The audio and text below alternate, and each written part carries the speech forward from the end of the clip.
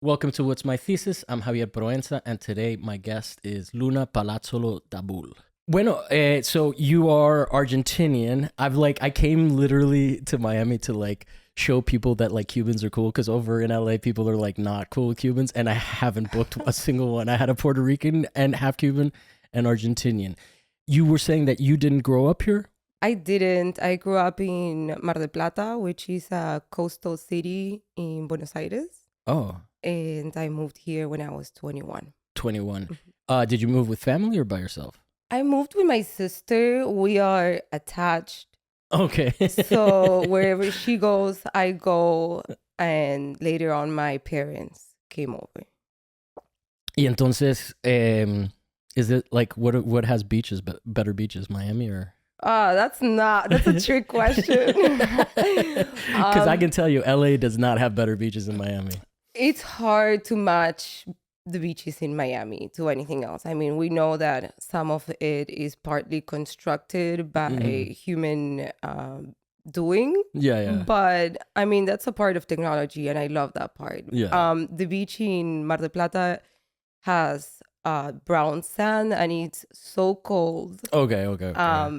But it has its charm, of course. I'm not one to choose. I can pick both, you Okay, know. okay. I didn't mean to make you pick you between your two cultures. It's fine. So, and then for people that don't know, because Miami people will recognize you, but you run an artist-run space here called Tunnel, Yeah. which is very charming. I really enjoyed it. It's I had a very hard time finding it. It's in Little Havana, which is I'm as a Cuban, I gotta have love for Little Havana Yeah. spaces. And then you recently posted that it like people that are it's making the news how much it's raining here in like Yeah. national news. Like I'm talking to people back in LA and they're like, "Yo, it's raining a lot." So Yeah. Well, as you saw, Tunnel, it's an underground space. Literally, we're located in the underground parking lot of a 1980s plaza, which says a lot about the situation that we are encountering in Miami with the rains, but with the sea level rise. And also, it speaks a lot about the position that artists were put in when it comes to renting spaces to develop our practices and exhibiting and other opportunities that are hard to come across just because the situation is going through a lot of gentrification. yeah. And usually that includes, you know, utilizing the artist as a conductor for the growth of the space. But once that cycle is completed, the artist is run to the margins of the Yeah, well, I city. mean, just look at Fred Snitzer and Emerson Dorsch. They're not in Wynwood anymore. Wynwood, they built Wynwood because Wynwood was dangerous. I've already talked on the show stories of me being scared and like the woman. I don't know people well enough, so the woman who was running Emerson Dorsch at the time used to hop in a car to drive from Emerson Dorsch to Frederick, and it was like super close. Were you here? What year did you move I to moved Miami? here in 2012, 2012. Okay, so and I was an illegal immigrant for a while. So my focus wasn't on art. yeah. I did get to see Wynwood when it was a very dangerous place and there was not much going on. My mentor at that time, his name was David Macaulay, and he had a gallery in Wynwood called Rise Up. Mm-hmm. And then he went on to founding Landromat Art Space, which Oh is yeah. in Little Haiti, and it's close to Emerson Dorsch and a lot of galleries that decided to move their businesses away Yeah. from Wynwood. So I'm aware. I got robbed in Wynwood one time, so I know about that for sure. Yeah. Well, when I left, I left Miami in 2008, so it was around that time. Yeah. So let's get a little bit about your background. You obviously you were already into art before you moved to Florida, or was it or was it Florida that got your art going? I was always into art. My parents had a fashion factory. They made trending clothes, but also they would specialize in denim. Hmm. So I grew up around first my mother designing a lot of the clothes that they would fabricate and sell, and there is some type of artistry around that. But um, then photographers, models, all that beautiful regarding stuff that has some type of artistry level Mm-hmm. led me to want to make things myself.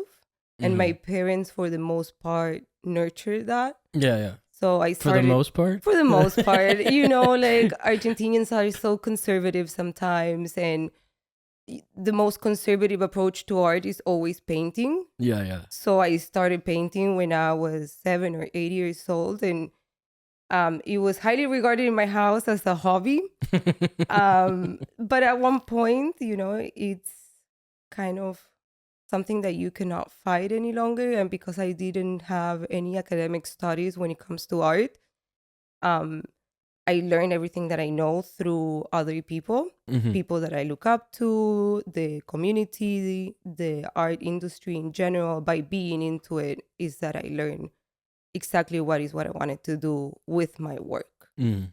So it's been going for many years. For Yeah. sure. Well, I mean, you have a beautiful practice. Your Instagram is amazing. Thank We you. can plug it at the end, but you might as well just plug your personal one. It's just your name, right? Luna Palazzolo, yeah. Daboul hyphens Daboul, right? Yes. Yeah, yeah. And you do stuff like, is it found object stuff sometimes? Or are you casting? I remember one with like one of the more recent posts you had was like, is it? Am I remembering it correctly? Like baby legs or something like that? No. Baby legs. It was doll legs. Okay. Yeah, for sure. A lot of my practice is found objects because I like the attachments that we have to what Ernest Becker called objects of transference, and it's things that we give value to in order to fill the spaces of anxiety. Mm-hmm. And sometimes these things could be objects. Sometimes it could be a status. Sometimes it could be a wife, a career.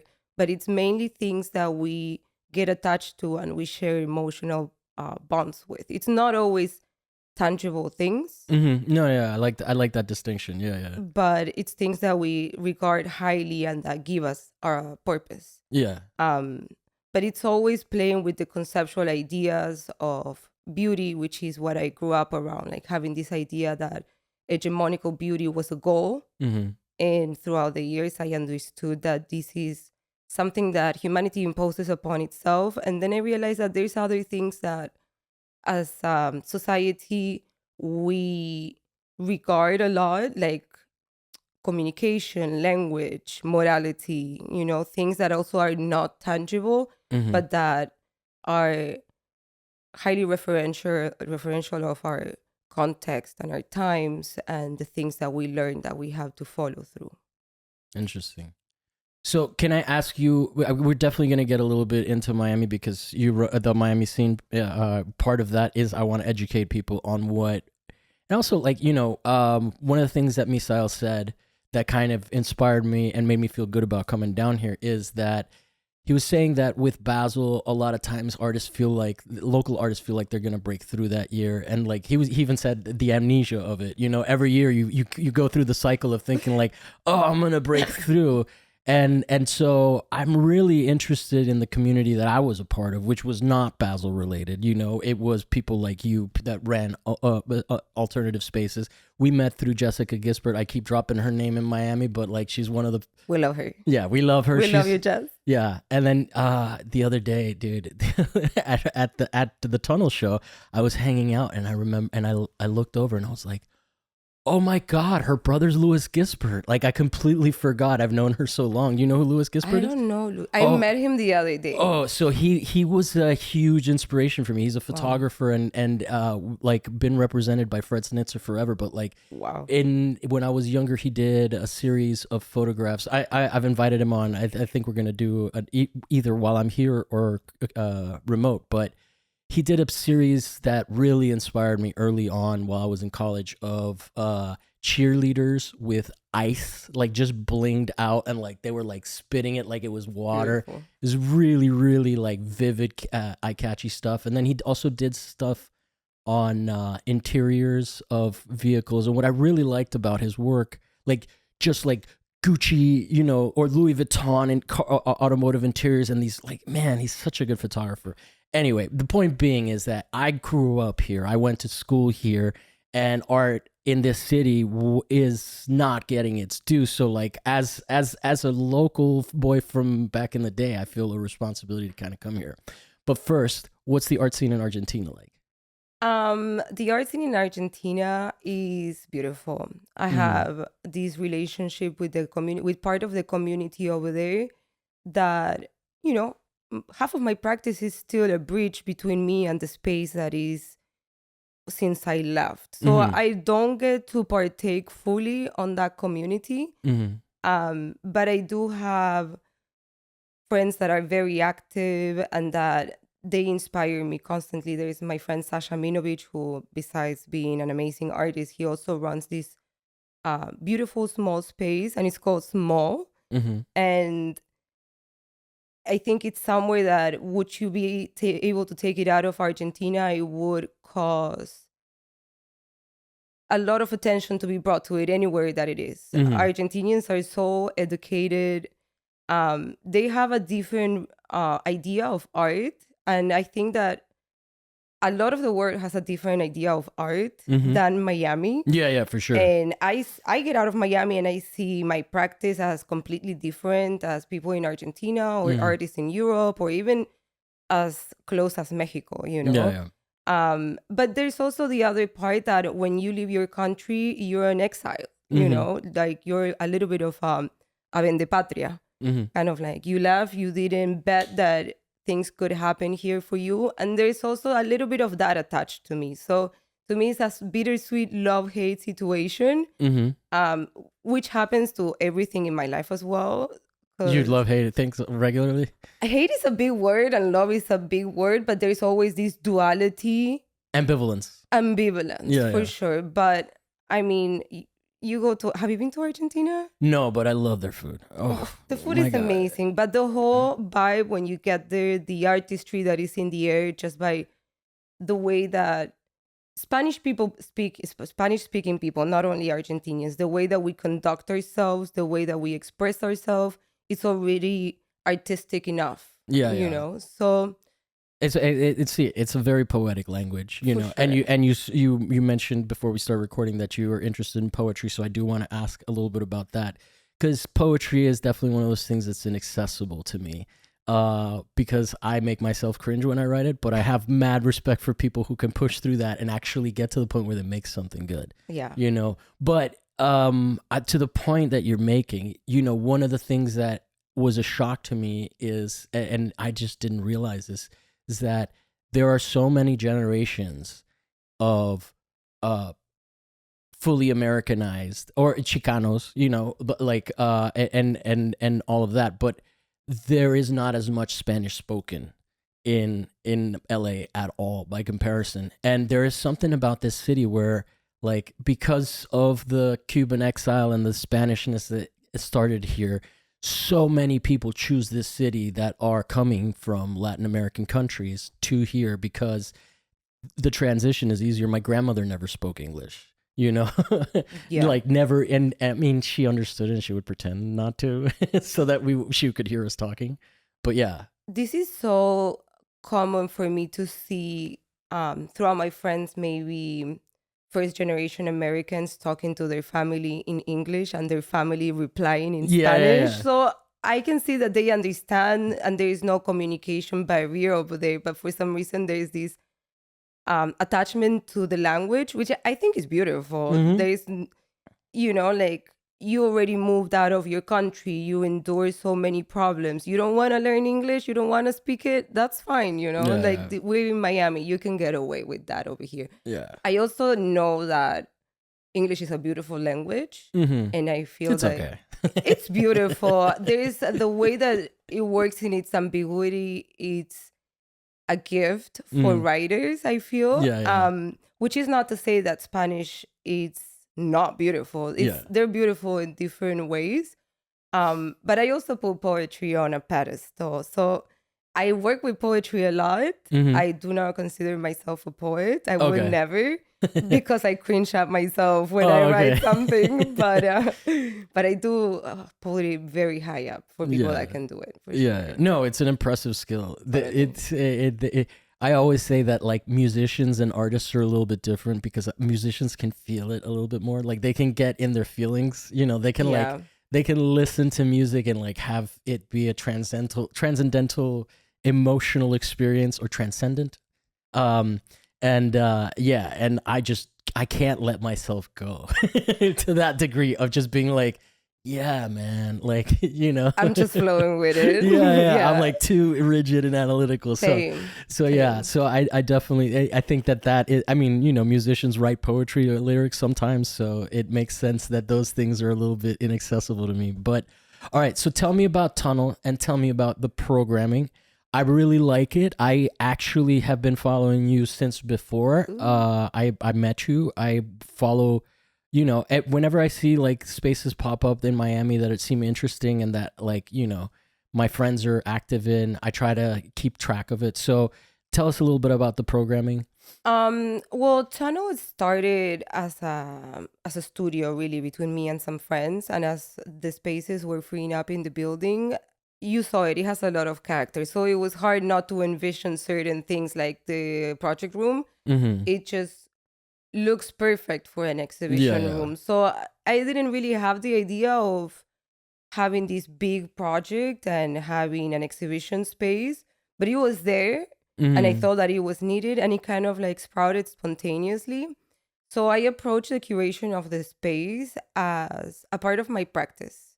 Mm-hmm. I like to think that to make reasonably good art, you have to live through it, Mm-hmm. and that the creation process goes beyond casting elements or making specific things. So all the exhibitions have some type of connecting thread to my personal practice as an artist, and some of them, well, most of them talk about nostalgia, the past, femininity, cycles, death, grief, which is what my practice is Mm-hmm. attached to. Death and grief. Okay. Yeah, there was some culebra skins cast in or melted into glass, and then there were candles like heating up pieces of glass that would burst. It was really I mean, obviously I'm a big fan of Jessica, you know. Yeah. Jessica's work, the moment that I started work on the programming for this year, I Mm. knew that Jessica needed to be a part of it. I love Jessica's work.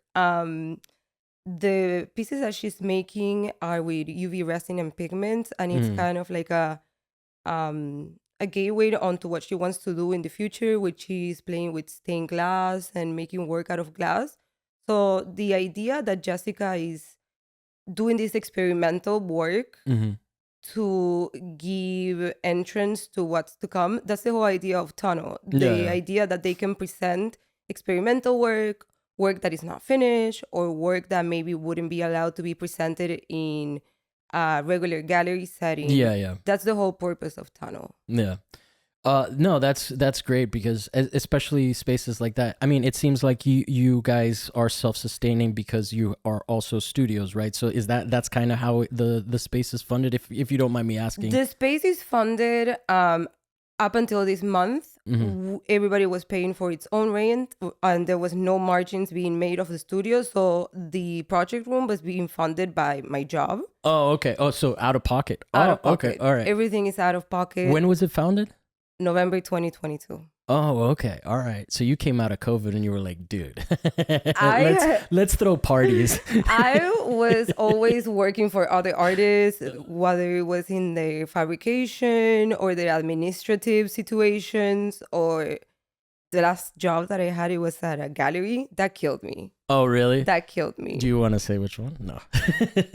You don't have to. You I don't have don't. to. It's fine. No vamos a hablar I mal de nadie. I think that anyone that has worked in galleries before knows that that is a very draining job. Yeah, yeah, yeah. And so I was like, fuck it. I can't do this anymore. I can't do this anymore. And if I'm going to do it, I'm going to do it for myself Yeah, and for yeah. people that I respect, Mm. and I want to make my own rules because at the bottom of it, there is my problem with following rules and allowing people to tell me what to do. So I was like, okay, I don't want to take this anymore. I want to do what I want to do, and this is a place that I can afford. And Yeah. I think people see the effort. And Yeah, no. Well, artists always appreciate that. No matter what community you're in. Can you tell me a little bit more about the art world as you see it? And I'm gonna try to not ask leading questions on this one. I ask them, please. I No, love them. no. I'm gonna listen to you and then respond to what you say, because I have my opinions, and sometimes I'll just dive in with like my perspective, and you end up responding to what I say. And I want to get your clear experience, and start wherever you want. Is it the art world in general or in Miami? In Miami, just the art scene, the community. You could start with the community. You could start with commercial. The relationship between everything.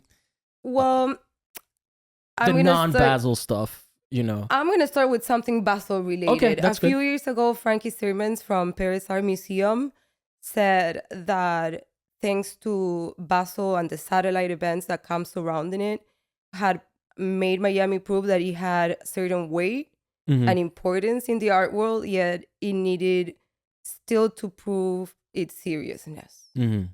And with that being said, I will say that the art world and the community of art in Miami are two different verticals, and they very rarely touch each other. The art world is so bureaucratic. Yeah. There's certain quota of things that are trending that as an organization or a nonprofit, you gotta fill. And that tends to give or shine the light on the same names over and over. That is until the trend is over and someone else fits those boxes. So pretty much I feel like the art world is the same here as everyone else. We're all sold this idea that we gotta make it into the commercial or the spotlight before a certain age. Yeah. And that our art has to feel certain amount of, I don't know how to say it. We have to be liked by a certain amount of people, especially these days with technology and media growing so much, where everything is appreciated through its followers and likes. Yeah. So that's the way that it is, It doesn't go, it goes to say that I see it, I don't like it, but I want the opportunities, the institutionalized opportunities just as much, Yeah. That's on one side. The community now, that's beautiful here. Yeah. It's so close. We protect each other so much, There's this sense of things are happening here, they're happening now. This is our opportunity to build something that stays in history for a long time.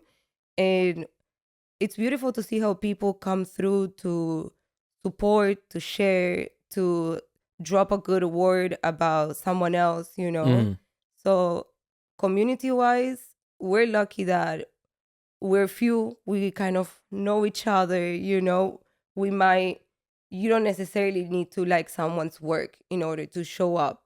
In order to be supportive. So there's so many initiatives that are happening here in Miami that are so worth it. I don't know if you're familiar with Commissioner. No.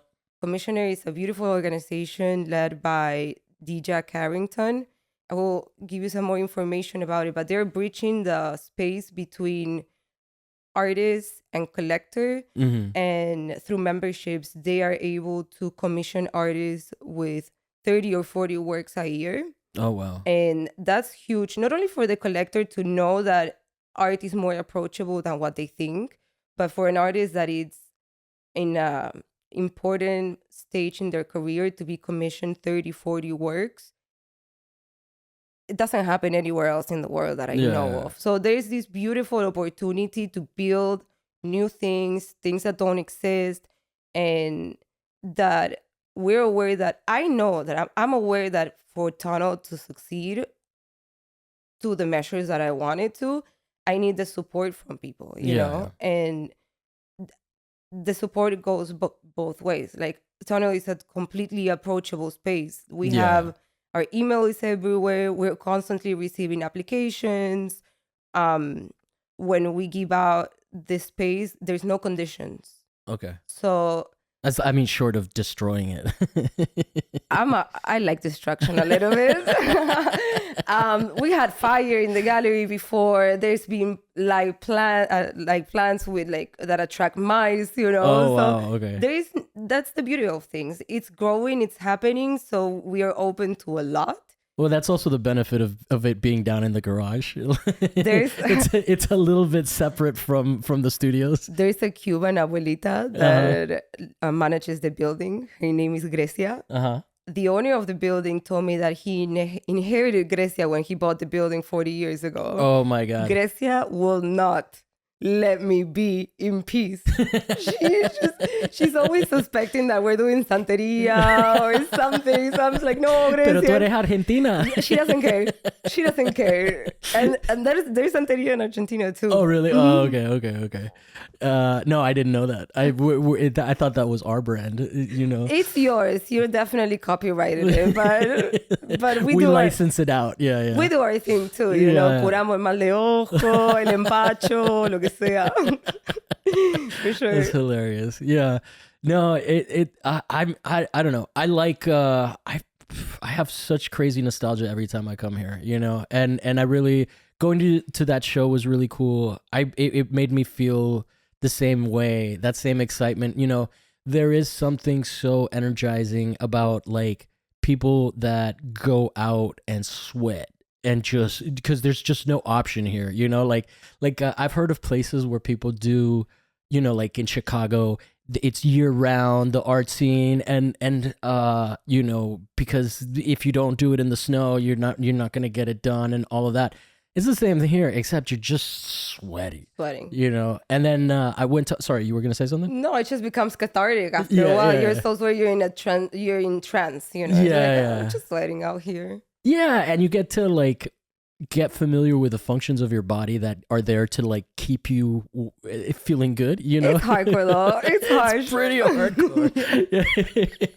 I was there and I was like, okay, I don't know how long I can stay. That wasn't even the worst day. The No. previous opening, we were going through this heat wave and it was like 92 degrees outside and under the parking lot when it's too humid. Yeah. It's just like people will come. It's like, I'm sorry, I can't talk right now. I'm just so hot. Yeah. I'm sweating so much I can't focus on anything else. It gets to you sometimes. No, it does. It's like And I'm only 32, so I'm like, okay, we gotta find a place that has a nice yard, you know, that I can see the sunlight sometimes. Yeah. But no, it's fine. No, it's pretty cool. I mean, it is a feeling, you know, to like that is not like, I mean, it gets warm in LA too at these spaces and stuff, but it's just not the same.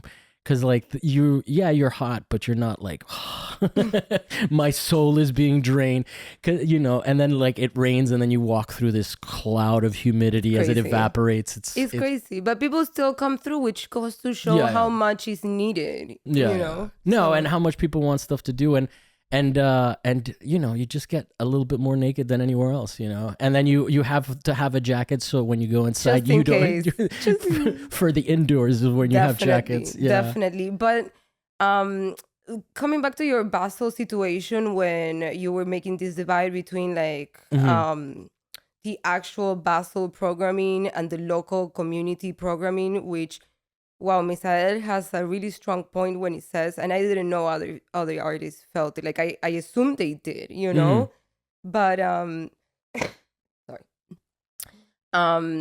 A few years ago, maybe from like being around other studios, I would witness situations where if you would do something during Art Week, you wouldn't get a lot of people show up just because the programming outside or coming from outside Miami would be so strong and it only happens once a year that you would stick strictly to just doing those things. Yeah. But the last 2-3 years, people has come through way more.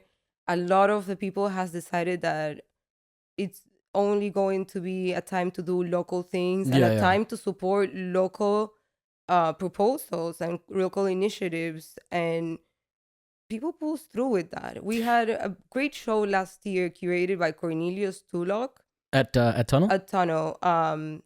He's an artist. He's an amazing artist, and we wanted to give him the opportunity to expand his practice and position him as a curator. The amount of people that showed up and the amount of attention that we got, not only in person but through publications as well, was so refreshing to see. Yeah. Yeah, I come here and like I just don't even. It's so hard to get into the South Beach, and so like it. I mean, it takes like a ridiculous amount of time with traffic, and then to get out is brutal. Yeah. Last year what I did, or I think it was last year, I went to Art Miami. That was the thing at the Arts District that had like locust projects. And In Midtown. Miami is the fair in Midtown next to Context. I don't know. What's the thing that was in the design district that Dimensions Variable Oh, did? it was the first iteration of Making Miami. Making Miami. So that's what I went to, not Art Miami. That one was beautiful. Yeah, no, it was so great. beautiful. It was great. And then what's it called? Jessica was in that as well. And then she had her folders of like the photographs, and I was in one of those, and I was like, No oh way. damn, that's proof that I was here, dog. That's beautiful. That's gorgeous. There's a picture of me with a wig on and stuff. So yeah, That was you. Good to know. Good to know. I'm gonna pay attention next time I see it again. Yeah, it's a picture. I thought it was your natural hair. Oh no. No, as you can tell, my cabello has long left me.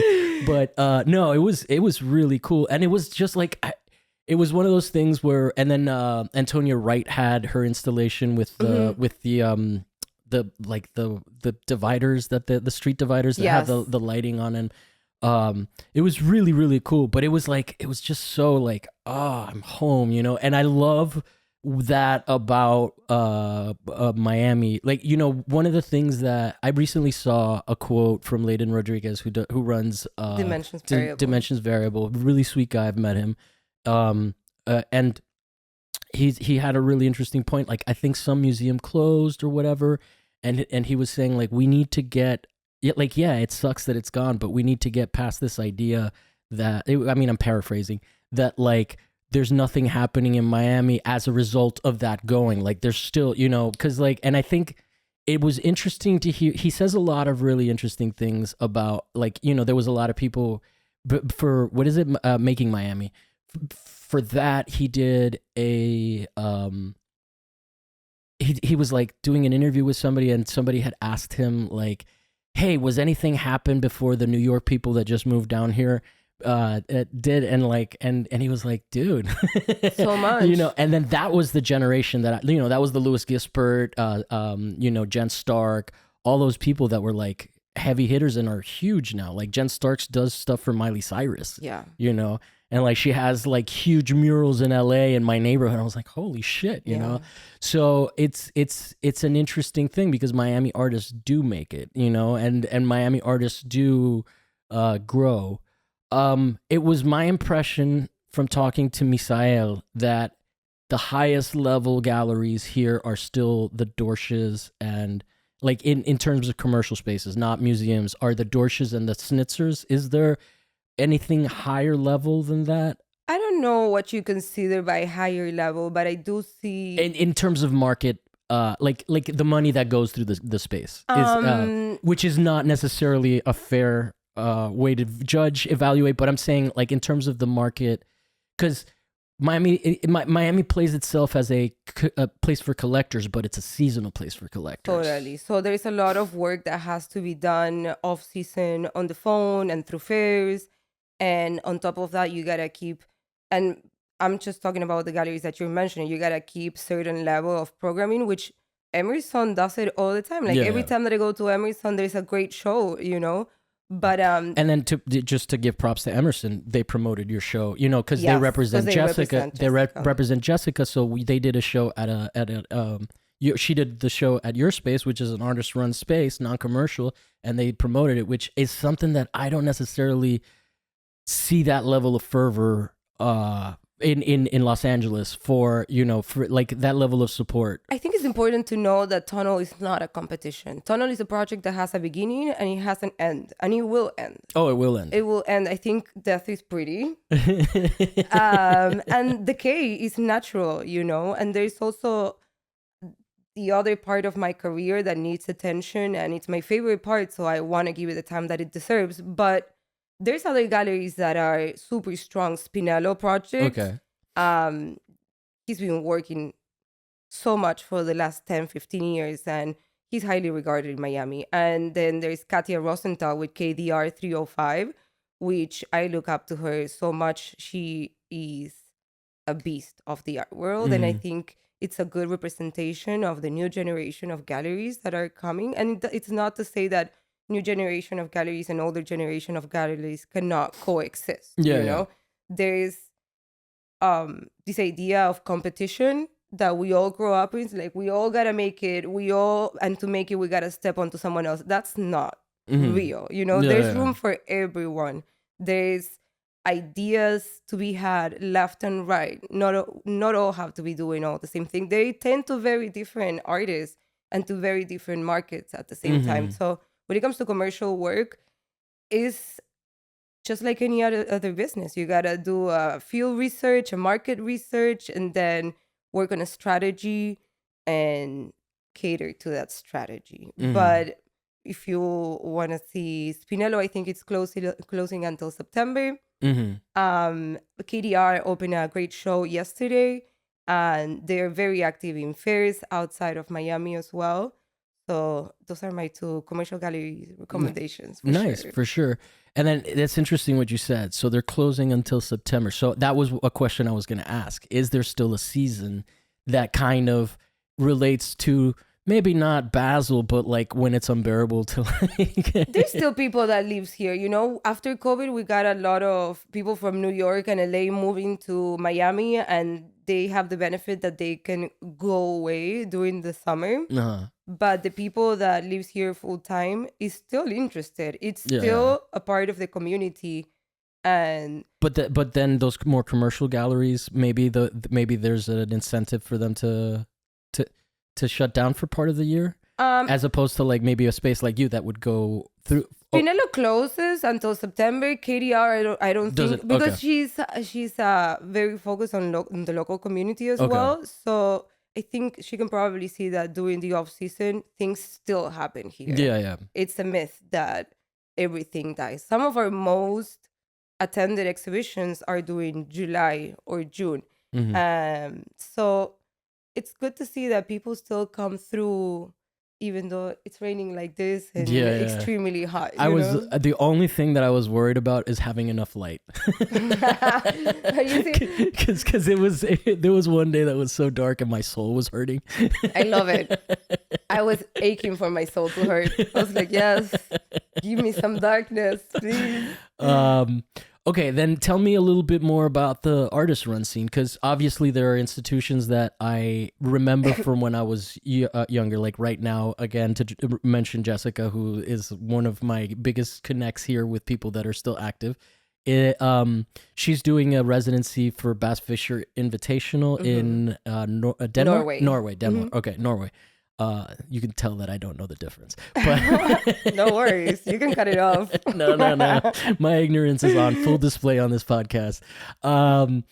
But so okay, so then there's like the ones that I know and I talked to Misael, and he was kind enough to humor me, were Locust Projects, Bass Fisher. I'm struggling to remember some of the other ones, but what has popped up kind of like Tunnel within the last few years that I would not know about, or the last few years, I mean like the last 15 years, because I've been gone since 2008, so that's even more than 15 Well, years. Dimensions Variable, Yeah, Layden's project with his wife, Frances yeah, Trombley, yeah, that is a beautiful space yeah, with yeah, studios as well and programming, and obviously led by artists. As a yeah. matter of fact, I think they have a dual show at Mindy Salomon, Layden and Frances, Mm-hmm. in case you want to catch Mindy's it before it Mindy ends. Solomon is where? I think it's Alapata. Alapata, Yeah. dude. Alapata used to be where they had like metal shows. Not now. And it smelled bad. It still smells a little bad. But the galleries are great. Yeah. No. I just love that I know things that still like It's some things don't beautiful. change. It's like you come out, you see a beautiful white box space, and then across the street there's the train tracks, and you're like, yeah, more of these, please. Some of the other spaces that just opened, there's Tactile on Second Avenue, that they also have ceramic studio that is called Top Coat. And John Milan curates exhibitions every 2-3 months. He's a very important person in the community in the sense that he's always providing help, giving out a hand, teaching people. He's also a teacher, a professor, so his practice goes beyond making things, whether it is artwork or exhibitions, but also teaching. There's a lot of artists here that are very focused on their teaching skills The education, and the yeah. education side. There's another space called Funeral Home that is also fairly new. There's other places, for example, I don't know if you're familiar with El Fresco. No, but I like the El name. Fresco is 2 blocks away from Tunnel, and it's been there for the longest time. El Fresco is a fresco on the wall, but eso es un fresco. Is like... Es una frescura tremenda. It's How do you translate that? Like, I don't even know. the fresh. Yeah, but it's not. That's not. Fresco is like somebody that atrevido. The witty, the snarky. Yeah, I don't know. yeah. It's nothing to do with Tunnel, but it's 2 blocks away, Uh-huh. and it's been there for the longest time. And you would never know it's an artist-run space unless you go in there. I didn't know. I walked through there for years. I used to live in Little Havana, and I would always see El Fresco. El Fresco. I was like, what the fuck is this? Until I went in, and they're artists. Yeah. They're artists who've been there for the longest time. But Locus Projects, I don't really see them as an artist-run organization. They're not anymore, or were they ever? I don't know. Oh, okay. I don't know. I got a wavemaker through them last year for one of my poetry projects. So I know firsthand that they do a lot for the community, and they're very in touch with the situation of artists in Miami. But I wouldn't say that it's an artist-run space, which is great because It's more of like a nonprofit then? it's a nonprofit. Okay. It's a nonprofit, but we can't run everything, No, I know. We need to make art. We need to make art for sure. So we need those organizations that provide the funds and the opportunities for us, Entonces, so, okay. What would you like people that aren't from Miami to understand about Miami, even if it's not in the art context, but maybe start there? But like, because I want people to understand this city. Like, LA is so anti-Florida in some ways, and it really frustrates me. Like, people react weird when I tell them that I'm Cuban. They're like, "Oh, are you a Republican?" And and so I want people that are not from here to understand, because also the other stereotype is that all Cubans are white, and that's not true. I know. And to be honest, it's nice that you're telling me this, because I go to Argentina and artists will tell me like, "Oh no, Miami, like there's nothing in Miami that is attractive to me." Like, I'll go to New York, I'll go to LA, I'll go to London, but I would never go to Miami. Miami is not what it seems. Yeah. It's not what it seems. We were fed imagery of mythical Miami, where like party and sparkles and drugs come easily, and that exists for sure, but there's so much more to it. There's all the rebelliousness of people that came over to get a better life, and that shapes so much of the community here. It's not true that Miami is what you see on TV. Yeah, and it's so ethnically different than people expect, right? Like, it's just unfortunately, whenever there's like news, there you see the Cuban protesters, right? Like, I definitely am for the idea that there is a psyop element to this city, right? Like, because essentially it was given to Cubans because they wanted them to not be in Cuba anymore, right? Like, in the 80s, they wanted a mass exodus of brain drain, the U.S., because they didn't want the best and the brightest, most educated people. Not that the only people that stayed there were not, but I'm just saying, like, there was a strategic political advantage to having a mass, and even for Castro was like, get the fuck out of here. Yeah. So for me, it's a really interesting place where it is culturally different than anywhere else in the U.S. in a way that it is like, here, white people are the minority. White people are the minority. And by white, I mean, I want to acknowledge that Latinos can be white, but I want to be specific about like white Anglo-Saxon Protestants, American-born, non-Spanish speaking here, it is impossible almost to get work here if you don't speak a second language, if you don't speak Spanish, because agree. Spanish is, and they complain about it, you know. So it growing up, it was a really interesting experience to be the majority, and then have the rest of the state be hostile to us. Yeah, but I think it's important to know so many things about Miami that even as a person from Miami, you might not know. During the 80s, in the 80s, when Cubans were brought to Miami or given the freedom to come, that was also the same year that Arthur McDuffie died at the hands of police brutality. And that gave place for the biggest riots Miami has ever had in Brownsville that you were mentioning today. Yeah. And ever since then, there's these,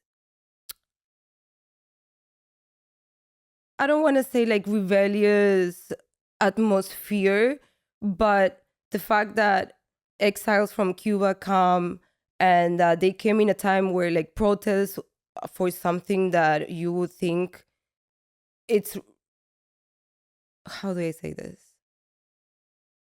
It shouldn't be common to be a victim of police brutality. No. Yeah. But it open up a side of Miami and protests that when you bring a bunch of people from other countries that, you know, like we have a lot of socialist tendencies in Latin America and in Cuba after being like under a communist regime. It's the tool of the people, protest is the tool of the people in order to get what they want. And I think people outside of Miami don't assume that we are fighting for what's rightfully ours. Yeah. And we are. And there's you know, I mean, there've been, I grew up with kids and we used to go to anti-capitalist protests, you know, so there's this really strange perception of this place for people that like, you know, I can understand if you're from LA having no interest in coming here, but like, you know, like when I had Misael on, one of the first things I asked them was like, what is like, I basically the premise that like Miami is one of the gayest places I've ever been. Love like, that. It's like it is so openly queer, has always been there. I mean, there's definitely homophobia like there is in any other place, but that was always surprising to me when I was in LA, like queer people being hesitant to like me because I'm Cuban, because they associate being Cuban with being homophobic. We have Pedro Zamora way, which I don't know if you remember who Pedro Zamora is, but he's the gentleman who died of AIDS on the San Francisco Real World. Yeah. You know, I think that's him.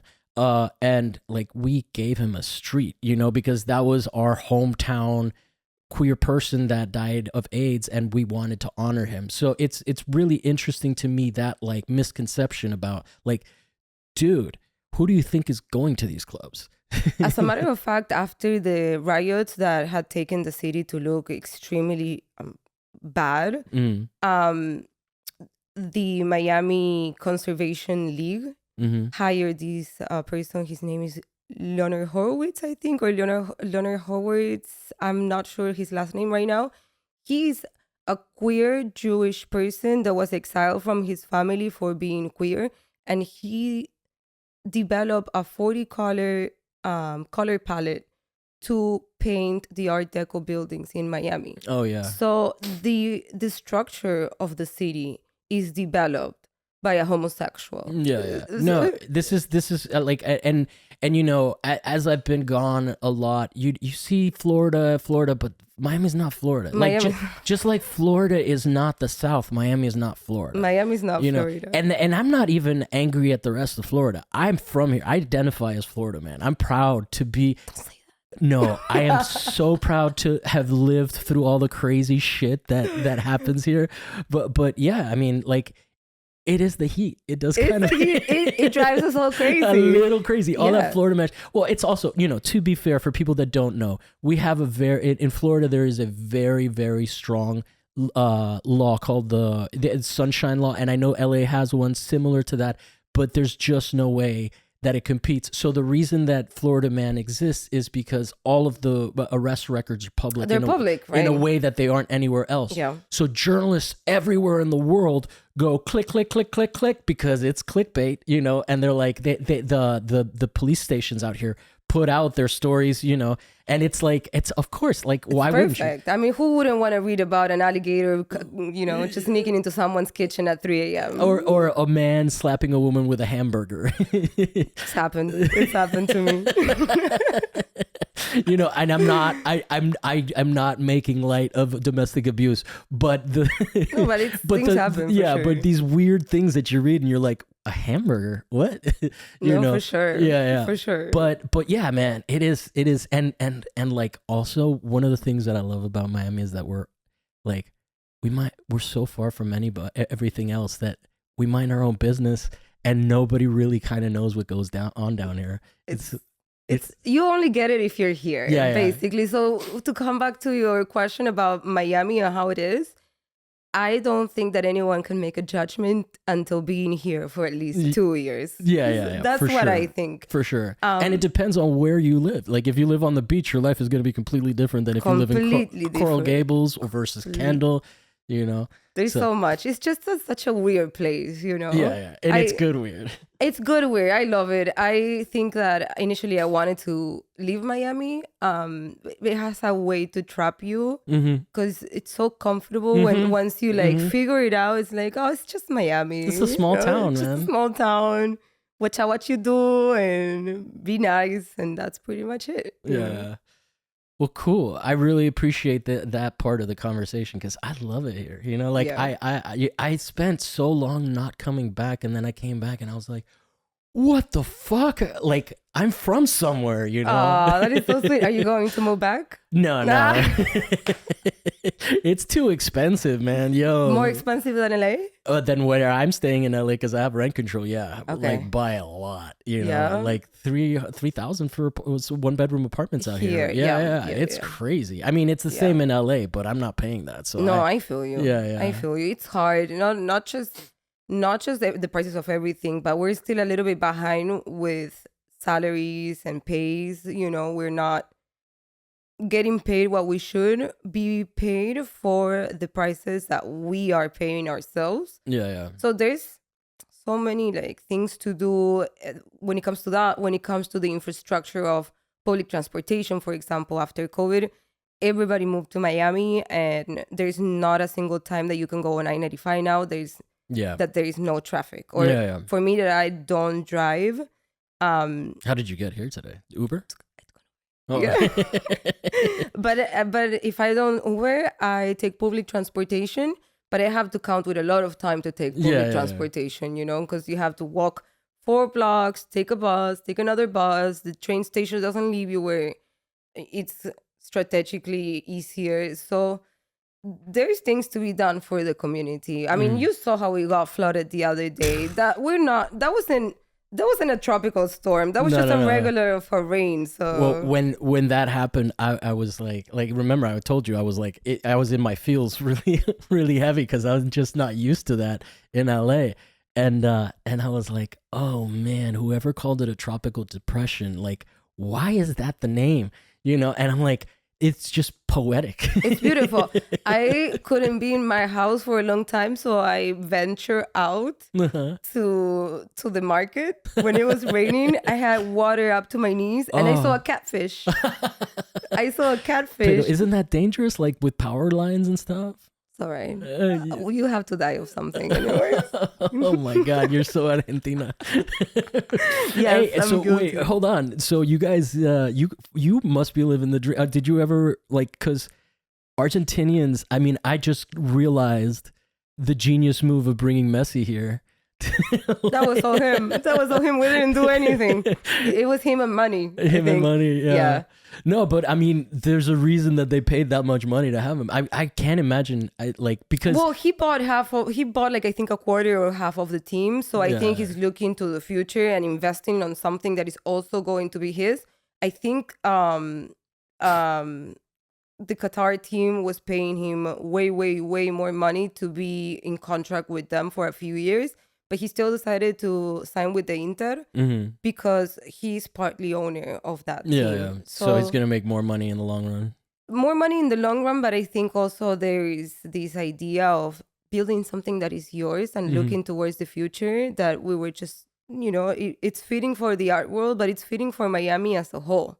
Yeah. So he made also, like, Argentinians love to vacation in Miami. No, and I mean, there's a huge community of you guys now. Yeah. We're here. Yeah, like there's no more Cubans in Miami. All Argentinian Cubans. Y Venezuelanos. Yeah. También. Yeah, but would you guys come to Miami if it didn't already speak Spanish? That's my point, I think the shopping and the weather moves all Argentinians. Like, shopping and weather will do it.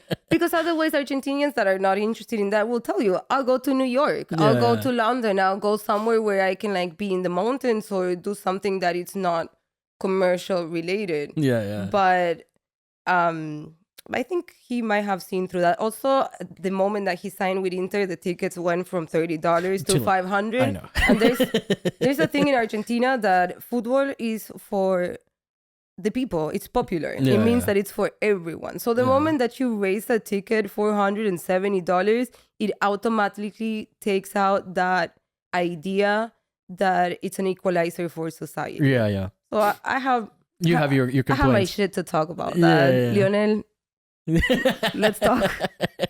Yeah, make him cheaper, bro. No, yeah, and it's funny because, like, even in LA, when he comes into town to play, people are like, "Oh, yo," like I'm sure that people freak out, Always. He's just done amazing things for the MLS. I don't think the MLS has ever been relevant until he joined it. He has done many things for a lot of things, Like, I was discussing this with my Venezuelan Uber driver on the way here, and the idea or the role model for the perfect male was, or like our biggest icon was Maradona, and there was so things wrong with him, like the misogyny, the drug addiction, the not recognizing children, the communist engagement, and so having this person who is what it seems to be an honest, hardworking man that respects his family. That is our understanding of the male figure right now. So that does a lot for our society as well. To show that this kid who came out of un barrio and went against all odds, because not even teams in Argentina wanted to pay for his hormones for growth. So he had to leave Argentina in order to bring back what everybody so dearly loves right now, which is the World Cup, Yeah. So we have him as a role model, and it's way better than what we had before, for sure. My dad was a huge fan, and he got to see him. My dad passed last year. He got to see him, but win the World Cup before he passed. But I don't know if you remember, but the first match, and we're like, this is so off our topic, but no worries. But he was so I don't know if you remember, but Argentina lost to Saudi Arabia. I think remember. In the first round, and I was like, oh, Dad, don't worry about it. Like, they did that so that because it's in Qatar, right? That's what we all said. That's like it's a rigged match. There's no way they're gonna not let the biggest star advance in the thing, because once you've been following the World Cup long enough, fuck, man, we really are in Miami. yeah, for sure. But once you start to notice that, like, South Korea, when they hosted the World Cup, they made it to the semifinals and shit like that. Anyway, let's get back to art.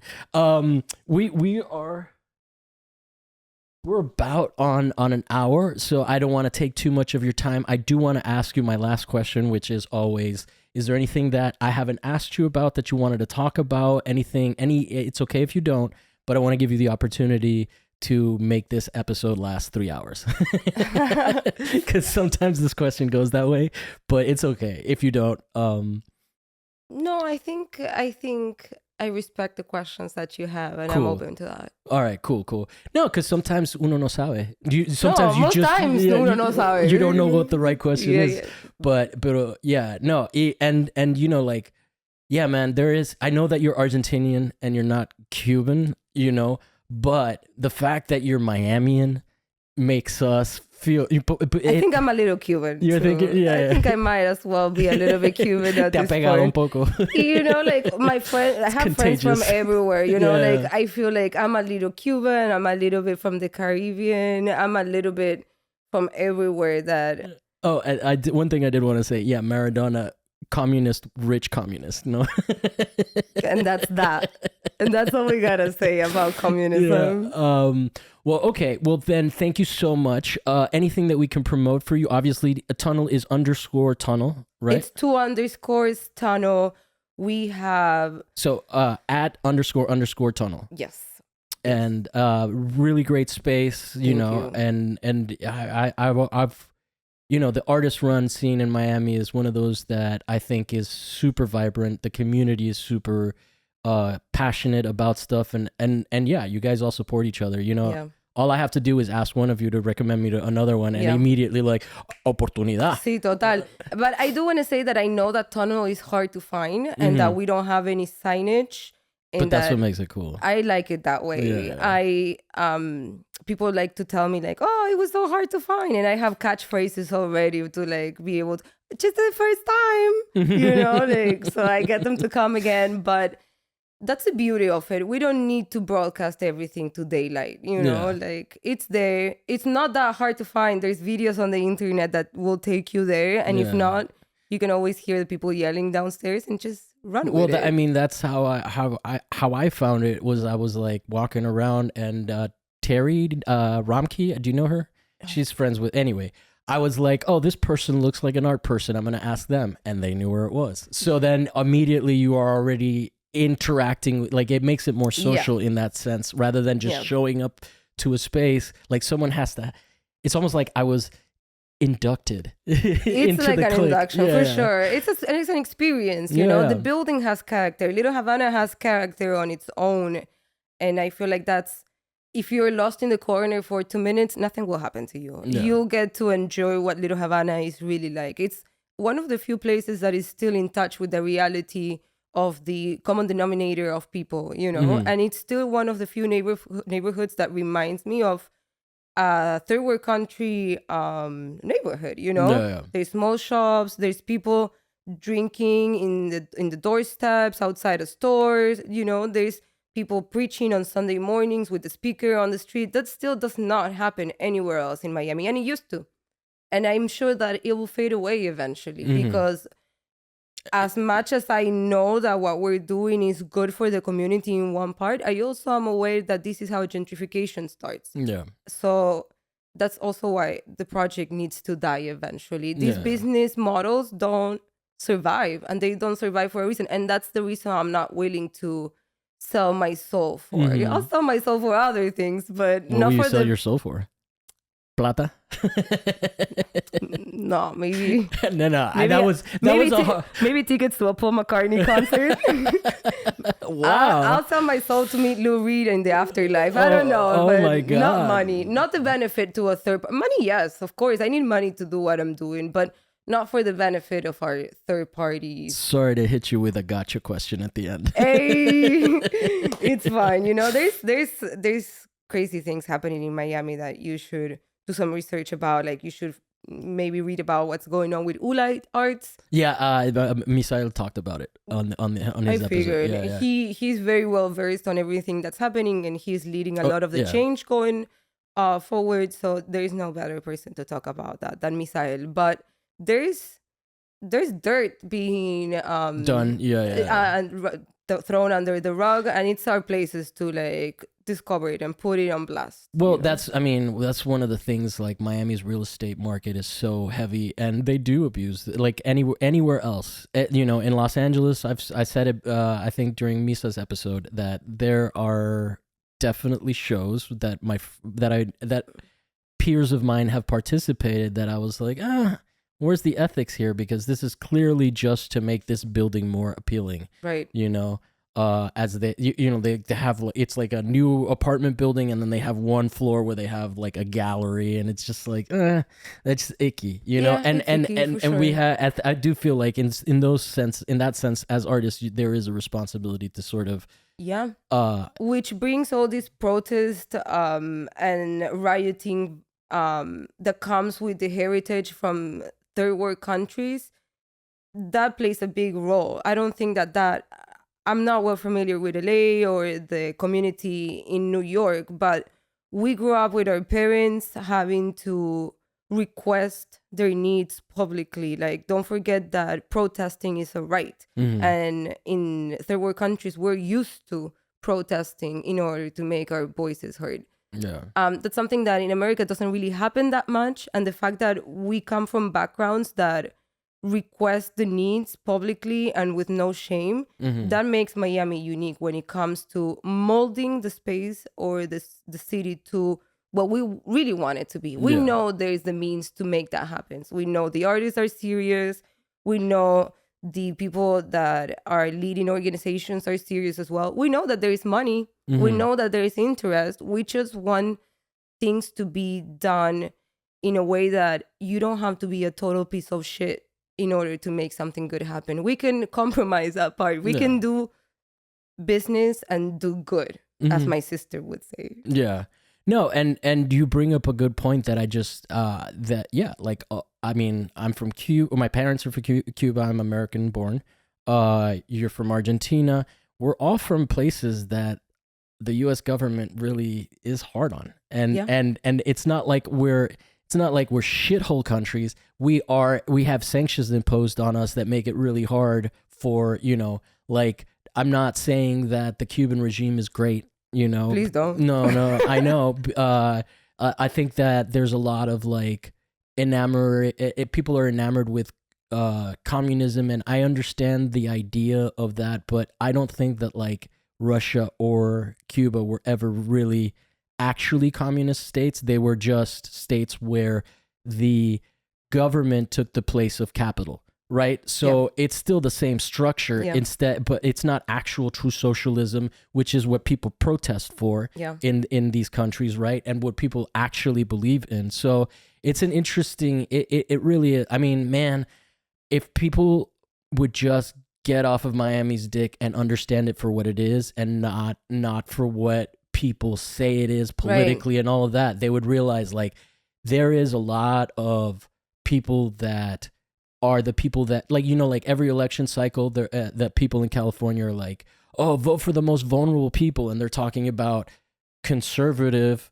Latinos and that are probably anti-abortion because of their Christian or Catholic upbringing and stuff like that. And it's really interesting how people get tokenized like that when they actually have their own agency and have their own wants and needs. So that's one of the things that like everybody's like, oh, Florida racism. I'm like, bro, you don't realize how racist California is. Totally. I think there's a need to put us in. I mean, I think humanity understands things through experience, and there's a need to place people and things in boxes in order to process them and understand them.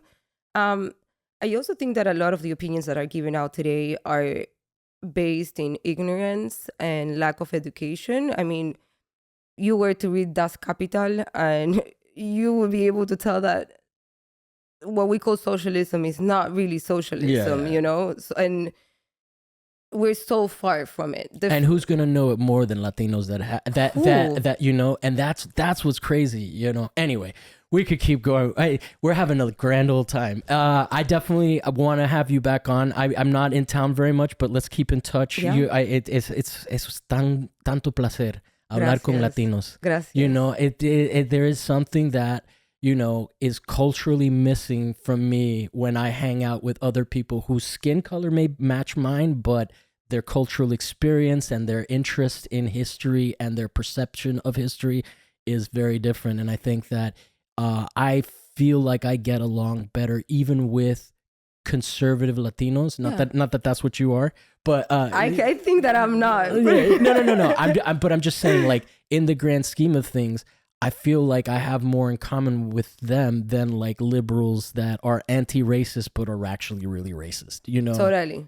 Totally. So that goes along with like cancel culture and like I think things need to be a little bit done with more humanity. But I'm glad that you have this outlet to still keep in touch with what makes you good and keeps you connected with the reality of Yeah. what you think is what's happening, because we all have our opinions, you Yeah, know, yeah. and like, And then you get to talk to people that have different perspectives. So and that's I love that. beautiful Yeah. too, for sure. That's the best part, I guess. Yeah. Thank you And for having me. No, it's been a pleasure. Thank you for making the trek out here in the Yay. potentially horrible weather. Yeah. Tunnel, and then your personal is Luna Palazzolo hyphen Daboul. The Instagram is just Luna Palazzolo. Okay. I already torture people trying to write my last name. I wasn't going to make it more complicated to them. Okay. But yeah, if you're still in Miami, we have, after Jessica's exhibition, we have a panty shop opening at Tunnel. What day? What's the date? That opens on the 27th. Me voy el 26. No, Sí. bueno, no importa. Te Pero- mandamos fotos. sí. Bueno, okay, cool. We can just stop recording and just chat now. Okay, sweet. Okay, and thank you guys for checking us out. We'll be back. And if you enjoyed the conversation, like and subscribe, rate us 5 stars on whatever audio podcasting platform you listen to us, and leave comments if you have any interesting insights on some of the stuff. You know, this conversation doesn't have to just be between us. And we'll be back next week with another guest and another topic that may or may not be art related.